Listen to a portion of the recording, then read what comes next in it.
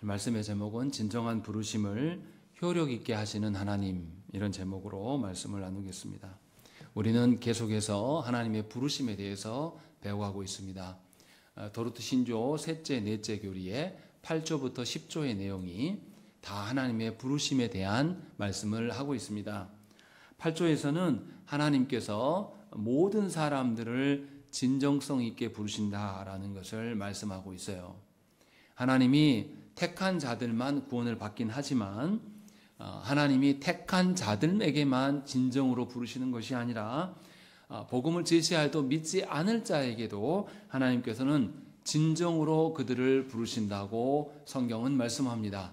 그런데도 알미니안들은 하나님께서 믿지 않을 자에게, 택하지 않을 자에게 진정으로 부르는 것은 모순적이며 위선적인 것이라고 그들은 주장을 합니다. 그들이 이렇게 말하는 이유는 뭐냐면 사람의 논리가 더 중요하기 때문이에요. 하나님께서 주권적으로 행하시는 것을 우리가 다 이해할 수 없는데도 불구하고 알미니안들은 사람의 논리로 하나님이 일하시는 것들을 선택적으로 해석을 하려고 하기 때문에 이런 오류가 생깁니다. 그러나 하나님께서는 복음에 반응할 자나 복음에 반응하지 않을 자 모두에게 동일한 복음을 주시고 진정으로 악인들까지라도 구원하기를 원하시기 때문에 그 모든 자들에게 복음으로 부르십니다. 문제는 악인들이 결코 하나님의 부르심에 반응하지 않는다는 점이에요.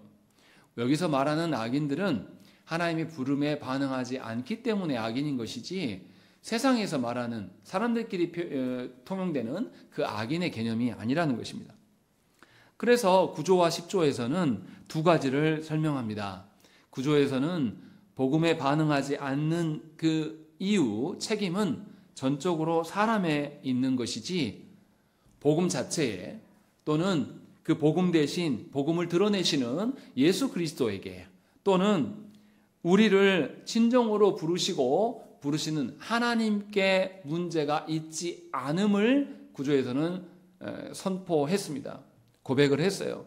그래서 전적으로 문제는 사람에게 있는 것이다 라는 것을 9조에서 밝히고 반대로 10조에서는 하나님의 부르심에 반응하는 자들의 원인이 무엇이냐라는 것을 밝히고 있는 것이 우리가 오늘 설교로 들어야 될 10조의 내용입니다. 그래서 하나님이 진정으로 부르심에 대해서는 항상 두 가지의 반응이 있다라는 것을 우리에게 말씀하고 있습니다. 도르트 신조의 순서대로 다시금 정리를 해보시면 하나님의 부르심에는 두 가지가 있는 것처럼 보입니다. 그러나 실제로는 한 가지의 진정 어린 하나님의 부르심이 있는 것이고 그것에 대해서 다 반응하는 것은 아니다. 악인들은 하나님의 말씀에 반응하지 않고 있음을 이야기를 하고 있습니다. 그래서 하나님의 주시는 복음에는 두 가지의 양상이 나타납니다. 9절에서는 하나님의 부르심에 믿지 않고 거절하는 자들이 있음을 밝힙니다. 그래서 씨 뿌리는 비유를 통하여서 네 가지 밭을 설명할 때 세 가지의 경우가 불순종하면서 끝까지 열매를 맺지 못하는 것에 대해서 밝히고 있습니다. 반대로 동일한 부르심에 있어서 네 가지 중에서 한 가지의 경우는 하나님의 부르심 앞에서 반응하고 있다라는 것을 우리에게 알려줍니다. 그래서 회심하는 이유가 사람에게 있는 것이 아니라 하나님께 있음을 설명을 하고 있어요. 동일한 부르심에 두 가지의 반응이 나타나는데 그 두 가지에 대한 책임이 하나님의 부름에 반응하는 자들에게 있는 것이 아니라 하나님께 있는 것이고 하나님의 부름에 반응하지 않는 자들에게는 또 사람이 있다라고 이렇게 말해요. 그러면 논리적으로 생각하면 이게 맞습니까? 맞지 않습니까? 모순적으로 느껴진단 말이죠. 알미니안들은 그래서 어떻게 말하냐면 하나님이 부르시는 것도 하나님의 책임이고 사람의 책임이고 하나님이 부르심에 대한 결과가 나타나는 것도 사람의 책임이다라고 말합니다. 둘 다 사람의 어떠함이 있다라고 말해요. 그래서 알미니안들이 굉장히 훨씬 더 논리적이고 합리적으로 느껴집니다. 반대로 우리의 신앙 선배인 도르트 신조는 복음을 거절하는 책임은 사람에게 묻고 복음을 믿어서 구원을 받는 것에 대한 그 원인은 하나님께로부터 찾습니다. 그래서 복음을 부르실 때와 복음에 대한 반응이 다른 것처럼 설명을 해요. 약간 모순적으로 느껴져요. 사람의 논리로는 설명이 잘 되지 않습니다. 그래서 알미니안들은 개혁주의적인 복음 해석, 부르심에 대한 해석은 옳지 않다라고 주장하고 공격을 하는 것입니다. 그러면 이제 우리가 알아야 돼요. 기억을 해야 됩니다. 왜 성경이 논리적이지 않아 보이는 그 부르심을 설명하는데 우리는 그것을 믿어야 됩니까? 라는 것이 오늘 설교의 핵심입니다. 왜 우리는 그렇게 이해해야 됩니까? 라는 것이죠. 먼저 우리가 여러분들한테 제시할 수 있는 것은 하나님의 일하심이라는 것은 사람의 논리를 초월한 일이다라는 것을 먼저 아셔야 됩니다. 하나님을 알아가는 데 있어서 하나님의 행하시는 일에 있어서 우리가 다 알 수 없어요. 초월자이시기 때문에 우리의 생각과 우리의 논리를 뛰어넘으시는 하나님이십니다. 그래서 하나님의 일하심을 우리 스스로 깨달을 수가 없어요. 그래서 누가 오십니까? 성령께서 오셔서 하나님의 일을 깨닫게 하실 때야 비로소 우리는 수용하고 믿을 수가 있는 것이죠. 이 설명에서도 우리가 알 수 있는 것처럼 깨닫고 수용하는 것은 누구로 인함입니까? 하나님으로 인한, 성령님으로 인한 것이지 우리의 논리로 인함이 아니에요.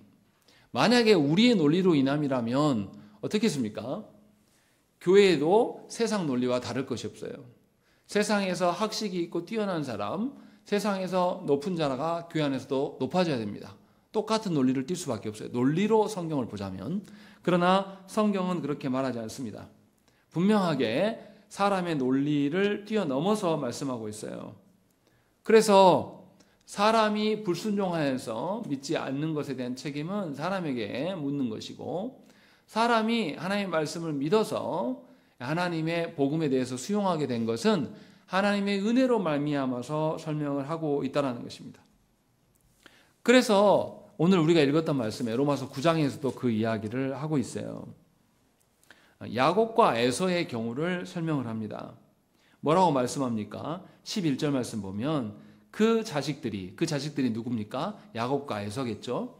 그 자식들이 아직 나아지도 아니하고 무슨 선이나 악을 행하지 아니한 때에 택하심을 따라서 되는 하나님의 뜻이 행위로 말미암지 않고 오직 부르시는 이로 말미암아 서게 하려 하신 것이다 라고 말씀하는 거예요. 이게 무슨 말입니까?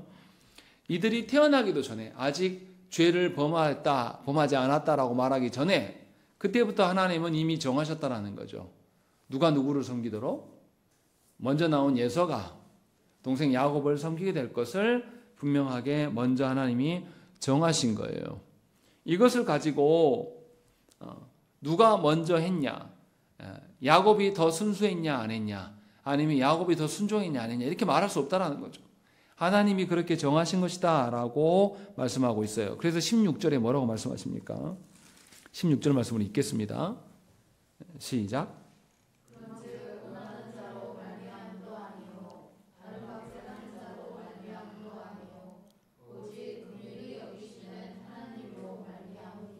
예, 사람이 어찌 되면 하나님께 속한 것이다 라고 말씀하고 있어요.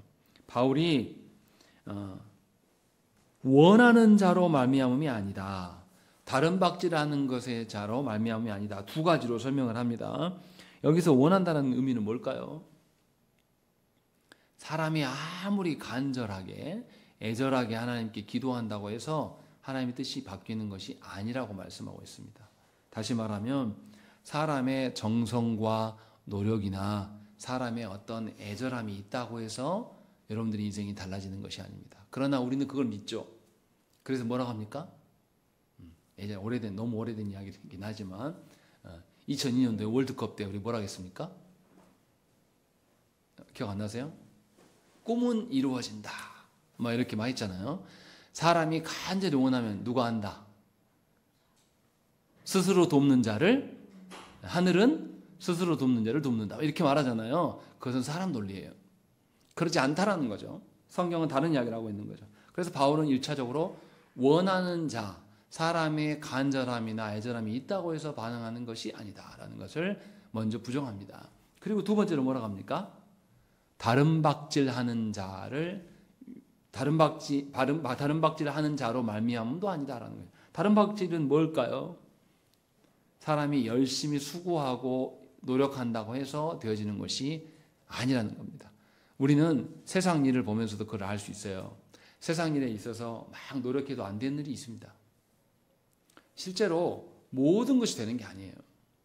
자녀들한테 잘 가르쳐줘야 될 게 하나는 게 뭐냐면 노력하면 된다. 우리 이렇게 쉽게 말합니다. 왜 노력 안 하고 공부 안 하냐라고 이야기하는데 노력해도 안 되는 사람이 있어요. 아무리 노력해도 하나님이 재능을 주시지 않는 사람은 안 됩니다.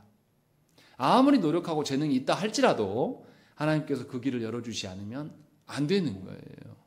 그것을 먼저 바울은 이야기를 하고 있는 것입니다. 그렇기 때문에 사람이 간절히 원하고 뜻을 세우고 그래서 그것들을 위하여서 열심히 노력한다고 해서 뭔가 인생이 달라지는 것이 아니에요.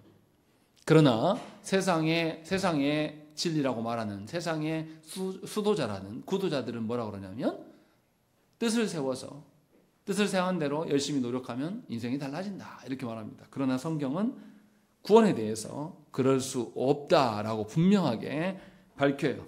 그래서 예수 믿는 것에 있어서 여러분들의 간절함이나 여러분들의 정성으로 예수 믿는 것이 아니에요. 우리의 원함이나 정성보다 더 중요한 것은 비교될 수 없이 확실히 더 중요한 것은 하나님의 뜻입니다. 하나님의 뜻에 부합하여서 살아가는 것이 우선되어야지 여러분들 보기에 그럴싸한 것이 앞설 수 없다는 것입니다. 하나님의 부르심은 그 부르심이 효과적으로 되어지는 것은 궁극적으로 오직 하나님께 속한 것임을 바울은 말씀하고 있어요. 그래서 복음과 구원에 있어서 사람의 어떠함은 전혀 결과에 영향을 주지 못합니다. 순전하게 하나님의 어떠하심이에요. 그래서 구원하는 일에 있어서 구원받는 일에 있어서 여러분들의 정성으로 무엇이 한다고 해서 되어지는 것이 아니기에 기도할 때에 여러분들의 정성으로 하나님의 뜻이 이루어질 것이라는 그 착각에서 벗어나야 됩니다. 여러분들이 육적인 자녀가 예수 믿게 되기를 얼마나 바라십니까? 여러분들의 배우자가 예수 믿게 되기를 얼마나 소원하시는지 제가 잘 알아요. 그러나 그러한 정성이 아니라 하나님의 택하심을 구해야 됩니다. 하나님의 인도하심을 구하는 것.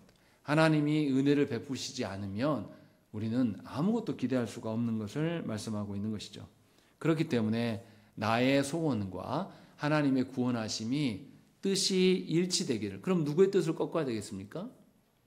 내 간절함, 내 소원을 벗어야죠. 빨리 버려야죠. 그래야지만 하나님의 뜻 안에서 하나님의 구원 계획 안에서 내가 인도함을 받을 수가 있는 것입니다. 그래서 하나님의 긍휼 없이는 우리는 어떠한 은혜의 결과도 누릴 수가 없습니다. 그리고 10조에서는 하나님께서 신자를 언제 부르셨다고 이야기하냐면 영원 전부터 택하시고 때가 되었을 때에 효과적으로 부르신다 이렇게 말씀합니다. 로마서 8장 30절의 말씀 한번 찾아보시죠.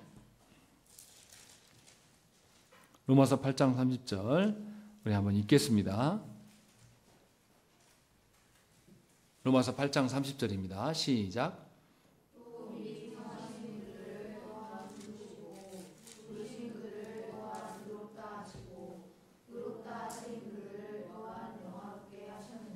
예, 분명하게 하나님께서는 미리 정하셨다라는 것을 먼저 말씀해요. 미리 정하셨기 때문에 부르시고 난 이후에 의롭게 하시고 의롭게 하신 자들을 영화롭게 성화의 과정을 거쳐서 영화롭게 행하신다라는 것을 말씀하고 있습니다.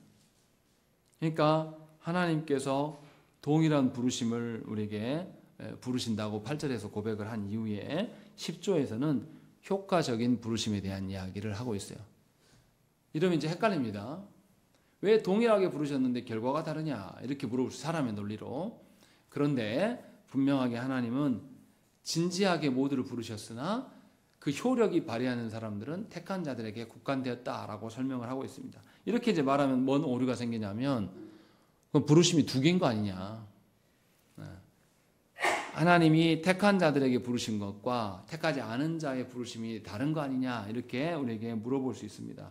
그러나 분명하게 하나님은 택한 자들과 택하지 않은 모든 자들에게 진지하게 진정한 마음으로 하나님이 부르십니다. 그것을 8절에서 이야기를 했죠.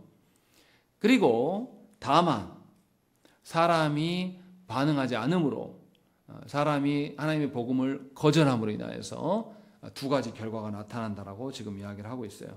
그래서 9조에서는 반응하지 않는 자들에 대해서 이야기를 했고 10조에서는 반응하는 자들에 대해서 분명하게 이야기를 하고 있습니다. 여기서 우리가 구별해야 될 게 뭡니까? 하나님의 부르심은 언제나 한 가지다. 진실되게 우리를 부르신 것이다. 다만 누가 불순종한 것이다? 우리 자신이, 사람이 그것을 거절하고 듣지 않은 결과이다라는 것을 성경은 말씀하고 있습니다. 그러니까 우리는 어떻게 해야 됩니까? 하나님의 부르심 안으로 들어와야 돼요. 여러분들 착각하시면 안 됩니다. 내가 교회 안에 왔다고 해서, 교회 안에 육신이 내 뭐가 왔다고 해서 하나님의 부르심을 따른 것입니까? 아니에요. 하나님의 부르심을 따르는 것은 오전에도 말씀을 드렸지만 하나님을 온전히 믿고 신뢰하는 것이며 하나님의 말씀대로 살아가는 것입니다. 이것이 부르심에 반응하는 것이지, 종교 행사를 했다고 해서 우리가 하나님 앞에서 거룩해져 가는 것이 아닙니다. 웨스트민스터 신앙고백에서 이제 이따가 제가 이제 답안지를 올려드릴 텐데 질문 자체에 그게 있어요. 우리의 성화를 위해서 종교 행위에 있어야 됩니까? 아니면 무엇에 힘써야 됩니까? 라는 뉘앙스의 질문이 있습니다. 그 질문의 답이 어떤 거냐면 하나님의 뜻에 부합한 것을 해야 된다는 것이죠. 질문지에 보면 5번 문제에 성화의 싸움에서 종교적 활동보다는 영적 훈육을 받는 일에 마음을 기울이기 위해서 무엇을 해야 됩니까? 라고 묻는 것이죠. 우리의 칭의뿐만 아니라 우리의 성화됨도 어쩔 때 가능한 겁니까? 그리스도와 연합되어 있을 때만 가능한 거. 우리 힘으로 되는 것이 아니기 때문에. 그래서 종교 행위가 우리를 커버해 주지 않습니다. 하나님의 말씀에 근거해서 하나님을 알아가는 것, 하나님의 말씀을 지켜 살아가는 것이 하나님의 도우심이, 하나님의 역사하심이 있을 때에만 가능한 것임을 이야기를 하고 있는 거죠. 그래서 우리는 분명하게 하나님 부르심 안으로 들어와야 돼요.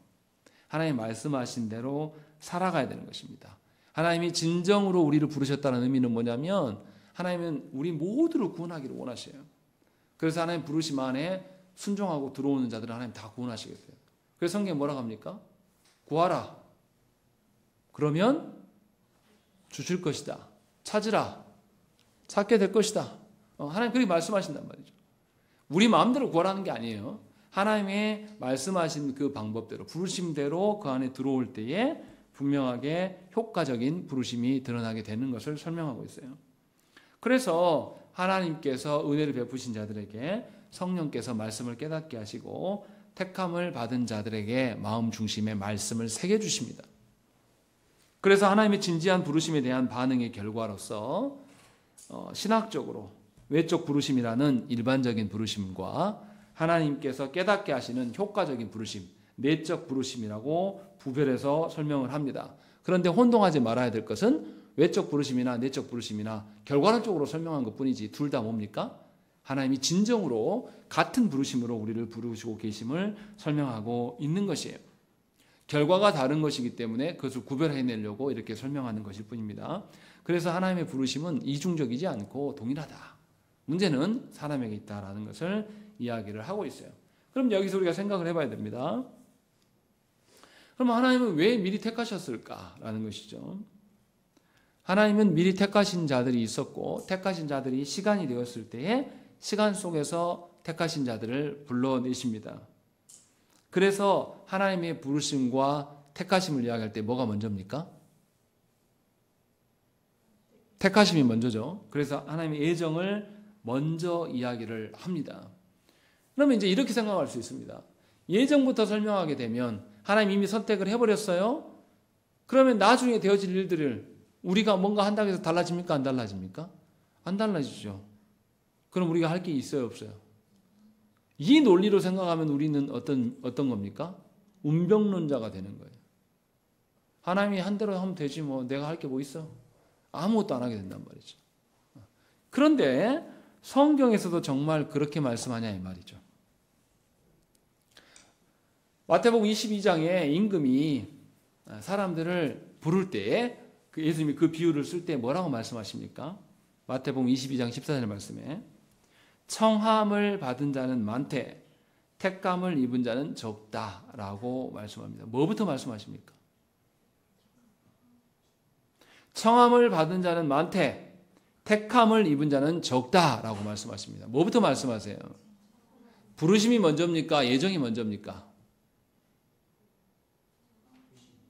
부르심이 먼저라고 말씀해요. 청함이 부르심이고 택한 것이 예정이잖아요. 우리 입장에서는 하나님의 예정하심을 알 수 있습니까? 없습니까? 없어요. 우리 입장의 논리적인 순서는 시간상으로는 예정이 먼저지만 우리가 먼저 느끼고 누리는 것은 뭐부터 해요? 부르심이 먼저 있고 난 뒤에 그 다음에 뭐가 있어요? 내가 택함을 받았는지 안 받았는지 결과로서 아는 것뿐이에요. 그러니까 하나님의 예정을 이야기할 때에 운명론적으로 하나님이 정해놓은 것이 있기 때문에 내가 죄를 짓든 열심히 노력하든 말든 상관없이 무조건 된다. 하나님이 정하신 대로 된다. 이런 논리로 생각하면 된다고요? 안 된다고요? 아니라는 거죠. 그것을 말하고 있지 않아요. 우리는 하나님의 예정하심을 우리는 알 수 없어요. 우리는 어떻게 예정하심을 확인할 수만 있을 뿐이냐면 하나님이 부르심이 있고 그 부르심 앞에서 내가 믿게 되고 반응하게 되어진 그 결과로 인하여서 드디어 우리는 하나님이 나를 예정하셨구나. 나를 택하셨구나. 라는 것을 아는 자들일 뿐이에요. 성경이 말하는 것이 성경이 예정을 다루는 방식이 이 방식이라는 것입니다. 왜냐하면 우리는 우리의 암과 우리의 지각이라는 것은 매우 한계적이에요. 하나님 앞에서 똑같은 하나님과 입장 앞에서 설 수가 없어요. 하나님이 행하시는 것 안에 있을 뿐이고 그것도 하나님이 밝혀주실 때에만 결과론적으로 알 수가 있는 것입니다. 그러니까 우리 입장에서 하나님의 예정을 가지고 장래일을 점치듯이 하면 옳지 않다는 거예요. 하나님의 예정은 먼저 있었으나 우리는 그 예정에 대해서 아는 게 아니라 하나님의 부르심 앞에 내가 반응하는지를 점검하고 그 부르심 앞에 결과적으로 드러난 것을 통하여서 하나님의 은혜를 누리고 하나님을 찬양해야 될 것이 우리가 해야 될 예정 앞에서 해야 될 우리의 합당한 태도임을 이야기를 하고 있는 것입니다. 이렇게 설명하는 전반적인 그 논리의 가장 중요한 것은 뭐냐면 누가 주권자다. 하나님이 주권자이시고 주권자이신 하나님 그 앞에서 우리가 하나님의 주권대로 놓여 있을 때라야 비로소 효과적인 일이 일어나고 있다라는 것을 알 수 있다고 말씀하고 있는 거예요. 하나님이 주권을 배제하고 우리도 동일하게 하나님과 같은 선상에 서 있는 사람이라고 생각하면 뭐가 먼저예요? 예정이 먼저가 되고 하나님이 택해놓은 것이 결과론적으로 드러난 거기 때문에 이거 다 하나님 책임이야. 내가 안 믿는 것도 하나님 책임이고 내가 믿는 것도 하나님 책임이고 이런 알미니안적인 사고로 가질 수밖에 없다는 것입니다. 이것이 하나님 앞에서 엄청난 교만이다라는 것을 도르트 신조에서 우리에게 설명해 주고 있는 거예요. 그러니까 세상 사람들이 알미니안들이 말하는 것처럼 예정을 정해놨으니까 결과도 뻔해 이런 식으로 우리가 마치 시간을 초월하여서 존재하는 자들인 것처럼 해석해내고 그렇게 적용할 수 없음을 설명하고 있는 것이 이게 매우 중요한 이야기입니다. 그러니까 우리는 뭐에만 집중해야 됩니까? 하나님이 누구를 택하셨는가 안 하셨는가 이거 알 필요가 있어요 없어요? 없어요. 우리는 이걸 어떤 방식으로 합니까? 하나님 주신 복음 앞에서 나의 태도가 어떠한가 이것을 통해서 결과론적으로만 알 수가 있는 거예요. 우리가 교만하게 하나님 앞에 서가지고 하나님 왜 나는 택하고 왜 우리 자녀는 안 택했습니까? 하나님 왜 나는 택하고 내 배우자는 안 택해서 이렇게 물을 수 있습니까? 없습니까? 없어요. 우리가 해야 될 일이 뭡니까? 하나님 복음을 깨닫게 해주십시오. 하나님 복음이 우리에게 적용되게 해주십시오. 하나님 복음으로 인하여서 하나님의 은혜가 우리 안에 있기를 원합니다. 라는 것을 우리가 해야 될 전부예요. 그것이 성도가 해야 될 합당한 태도임을 성경은 우리에게 말씀하고 있는 것입니다. 그래서 분명하게 우리가 이해해야 돼요. 그럼 이렇게 반대로 물어볼 수 있습니다. 그러면 하나님은 말씀을 깨닫는 자만 똑똑한 사람들만 하나님 데려가시냐? 아니라고요. 그건 우리의 논리라는 거죠. 그렇지 아니하고 하나님의 주권적인 일로 행하신다는 거죠. 그래서 마태복음 13장에서 씨 뿌리는 비유에서도 오전에도 말씀드렸지만 어떻습니까? 네 종류의 복음을 이야기할 때 확률적으로 보면 복음에 반응하는 사람이 많습니까? 반응하지 않는 사람이 많습니까? 반응하지 않는 사람이 75%예요. 반응하는 사람은 25%란 말이에요. 그러면 이 확률로 보면 교회가 점점 어떻게 됩니까? 쭈그러들어야 돼요. 우리 지금 출산율이 우리나라 출산율 1이 안 되잖아요. 1이란 말이 뭡니까? 두 사람이 만나가지고 한 명을 낳는 거예요. 근데 두 사람이 만나가지고 한 명을 못 낳는데요. 그럼 어떻게 됩니까? 그냥 한민족은 그냥 자멸하게 돼 있어요. 그냥 먼 이야기가 아닙니다. 여러분 아시잖아요. 예. 연금이 국민연금이 언제 고갈된다고 이야기를 하잖아요. 왜냐하면 내줄 사람이 없는 거예요. 이제 살아있는 연세 드신 분들은 점점 많아지는데 내줄 사람이 없는 거예요. 왜냐하면 줄어들기 때문에. 확률적으로 보면 씨 뿌리는 비유가 굉장히 무서운 이야기입니다. 그런데 하나님의 교회는 어떻게 합니까? 나머지 네 번째에서 어떻게 되죠? 순종하고 부르심에 순종하고 반응하는 자들 열매를 얼만큼 거둬요? 적어도 30배예요. 숫자 노름만 계산한다면. 그러면 75%를 30배면 확률로 바꾸면 몇 퍼센트죠? 3000%. 75%의 것들을 3000%로 덮어버려요. 이거를 차고도 넘치게 한다는 거예요. 그런 방식으로 교회는 존속해 왔다라는 것을 성경은 우리에게 말씀하고 있어요. 그러니까 사람의 생각으로 교회됨을 이야기할 수 없음을 성경은 아주 대놓고 우리에게 이야기를 하고 있는 것입니다. 그래서 하나님께서 반응하는 자들, 하나님께 합당하게 반응하고 서는 그 사람들은 하나님의 예정하신 대로 하나님 나라를 계속 이루고 갈 수 있어요. 그런데 그 이루고 갈 수 있음이 사람에게 있습니까? 하나님께 있다라고 분명하게 말씀하고 있는 것입니다. 오전에도 말씀드린 대로 이것을 우리 삶에 적용하면 이런 거예요. 우리가 수많은 사람들에게 많은 전도의 열매를 맺고 거대해지고 부흥한 교회가 되면 좋겠죠. 그것을 마다할 사람이 어디 있겠습니까? 큰 교회 되기를 누구나 다 바라죠. 그러나 그렇지 않은 우리의 현실이 있다 할지라도 우리가 뭐에 충성할 수 있습니까? 주신 한 영혼에게, 주신 소수의 영혼에게 그 영혼들이 30배, 60배, 100배의 열매를 맺을 것들을 소망하면서 우리가 오전에도 말씀드렸지만 그 유능해 보였던 베드로를 누가 전도합니까? 안드레가, 무명해 보이는 안드레가 예수 그리스도에 대한 바른 인식, 말씀이시고 하나님이시며 하나님의 아들이시며 우리의 죄를 짊어가는 어린 양으로서 분명히 배웠는데 안드레는 거기서 더 나아가서 예수님이 누구라고요?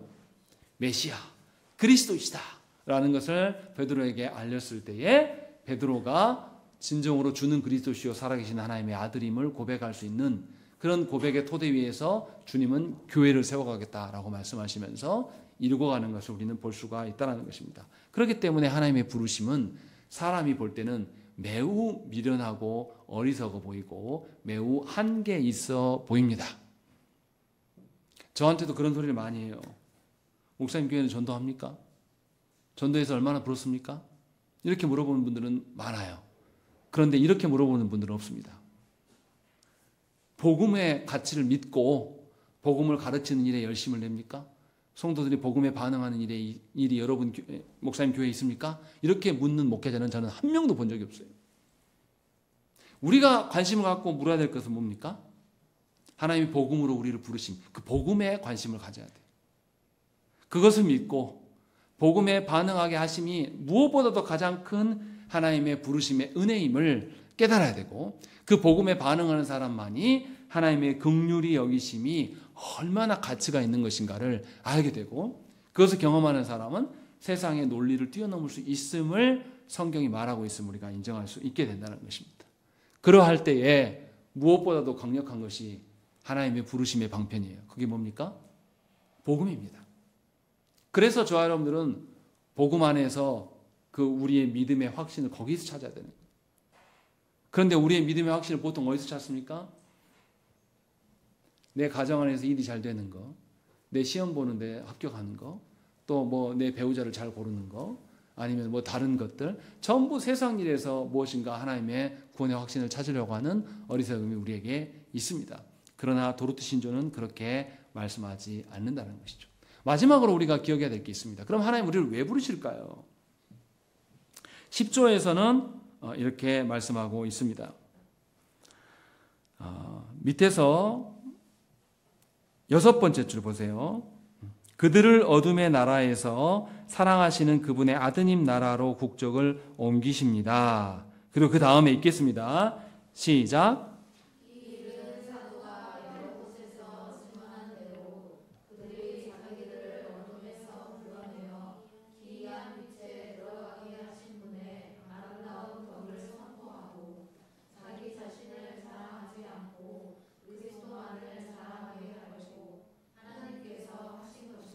예, 하나님께서 우리를 부르신 목적이 뭐라고요? 두 가지로 그걸 말하고 있습니다. 뭐 하라고요? 하나님의 아름다운 덕을 선포하게 하시려고 첫 번째. 두 번째는요? 그리스도만을 자랑하게 하려고 하나님께서 우리를 부르신다라고 말씀하고 있어요. 여기서 잘 보세요. 하나님의 아름다운 덕. 근데 그 아름다운 덕이 뭐라고 앞에 써 있습니까? 자기들을 어둠에서 불러내어 기이한 빛에 들어가게 하신 것이 아름다운 덕이다라고 말씀하고 있는 거예요. 무슨 말이냐면 전에는 우리가 예수를 제대로 알기 전에는 하나님 나라를 전혀 보지 못했어요. 그런데 하나님 나라를 보게 되니까 이 육신의 나라는 한정적이고 때가 되면은 없어질 나라예요. 각각의 개인의 경우도 보면 그렇지 않습니까? 우리가 이 땅에서 얼마나 살 수 있을 것 같습니까? 지연자매. 아직 젊으니까 앞으로 얼마나 살 것 같아요? 많이 잡고 50년. 50년 너무 짧은데 많이 잡고 한 70년 잡읍시다. 지연자매가 70년이고 우리 애들 뭐 더 남았다 치고 한 뭐 90년? 여기서 100년 이상 앞으로 존재할 사람 없어요. 아무도 없습니다. 유통기한이 굉장히 짧아요. 더 빨리 갈 수도 있습니다. 미안하지만 뭐 교통사고로도 질병으로든지 아니면 먼 일로 먼저 갈 수도 있어요. 우리의 유통기한은 다 몰라요. 오기는 더 빨리 왔는데 더 늦게 왔는데 빨리 갈 수도 있는 것이고 우리의 육적인 삶은 딱 거기에 한정돼 있어요. 그러나 우리 그런 짧은 유통기한이 짧은 우리들에게 하나님은 영원한 것들을 보여주기를 원하시는 거예요. 이것이 하나님의 아름다운 덕이다라고 말씀하고 있는 거예요. 그러면 하나님의 아름다운 덕을 선포하게 하시려고 우리 부르셨다. 그러면 우리가 하나님의 아름다운 덕을 알아야 되지 않습니까? 그게 뭐예요? 하나님 나라예요. 보지 못했던 하나님 나라. 보지 못했던 하나님 나라가 죽어서 가는 나라입니까? 죽어서 가는 나라면 우리가 봤어요, 안 봤어요? 못 봤잖아요. 하나님 나라를 죽어서 간다고 말하는 사람들은 하나님 나라의 덕을 선포할 수 있습니까? 없습니까? 없어요. 모르는데 어떻게 선포해? 하나님 나라는 살아있는 우리들이 미리 아는 겁니다. 지금 내가 살아가고 있는 곳이 하나님 나라는 아니에요. 그러나 내가 지금 살아가고 있는 이 곳이 하나님의 다스림이 있습니까? 없습니까? 있어요. 하나님의 다스림이 아주 강력하게 있습니다. 그것을 하나님께서 보여주신다는 것이죠. 구원의 일을 통해서. 그것을 선포하게 하신다라고 말씀하고 있고 두 번째로는 뭐라고 말합니까? 자기 자신이 아니라 누구만을? 그리스도만을 자랑하는 것. 자기 자신이 아니라 그리스도만을 자랑하려면 우리의 태도가 어때야 되겠습니까? 사도 바울이 고백한 것처럼 나의 나됨은 나로 인함이 아니라 누구로 인함이다. 그리스도로 인함이다라는 것을 인정할 줄 알아야 돼요. 그러할 때만 하나님의 어떠하심을 선포할 수가 있는 것이죠. 그래서 예수님 뭐라고 하십니까? 베드로전서 2장 9절 말씀에 사도 베드로가 뭐라고 하냐면 그러나 너희는 택하신 족속이요 왕 같은 제사장들이요 거룩한 나라요 그의 소유가 된 백성이니 이는 너희를 어두운 데서 불러내어 그의 기이한 빛에 들어가게 하신 이의 아름다운 덕을 선포하게 하려 하십니다. 베드로 사도도 똑같은 이야기를 합니다. 그러면서 그리스도만을 드러내는 것이 너희가 해야 될 것이고 그리스도를 드러내려면 우리는 어디 안에 있어야 됩니까? 그리스도 안에 있어야 되는 것이죠. 내가 주권자가 돼가지고 그리스도의 지식을 내가 갖고 온다든지 그리스도를 불러내서 내 안에 두게 한다든 이런 게 아니라 내가 그리스도 안에 있을 때라야 그리스도를 드러낼 수 있다고 성경은 분명하게 말씀하고 있는 것이죠. 그래서 분명히 하나님의 부르심에서부터 우리는 그리스도와 연합되어 있어야 됨을 설명하고 있는 것이에요. 성도가 해야 될 일은, 성도가 성화되어 간다는 것은 뭐냐면 그리스도와 하나 되어서 일치되어져 가는 삶을 살아가는 것, 다시 말하면 그리스도와 연합되어진 채로 살아가는 것을 말하는 것이지, 내가 그리스도와 별개로 내 포인트를, 점수를 쌓아가면서 성화되어지는 개념이 아니에요. 분명하게 하나님이 베푸신 것이 우리 안에 효력 있게 드러나게 하는 것은 그리스도와 일치되는 것이고, 그리스도와 연합되어진 삶의 방편은 뭐냐?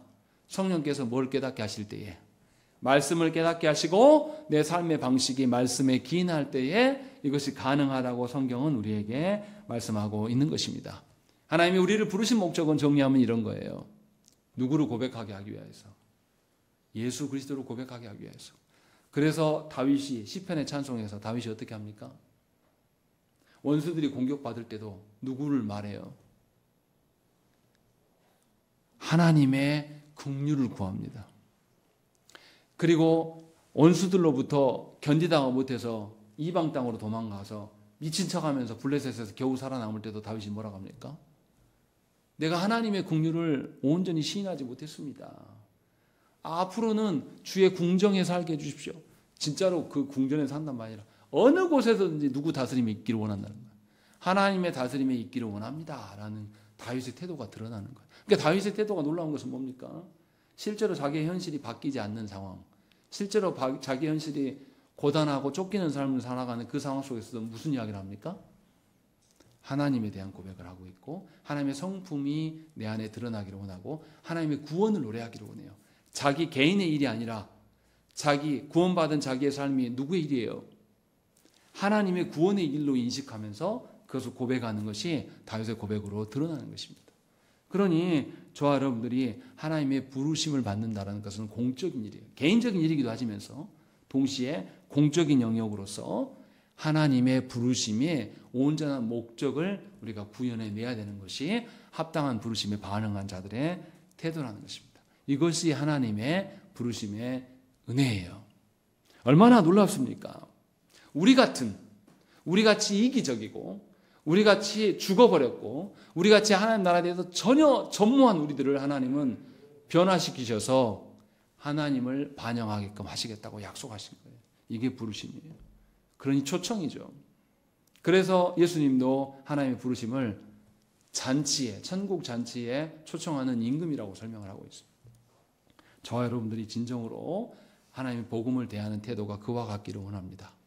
하나님이 어떠하심을 반영하는 것, 나의 표정 하나에, 나의 말 한마디에, 나의 거니는 한 걸음에, 나의 손짓 하나에 하나님의 어떠하심이 드러나기를 간절히 소망하시며 그 일이 구현되시기를 간절히 축원합니다. 우리 함께 기도하겠습니다.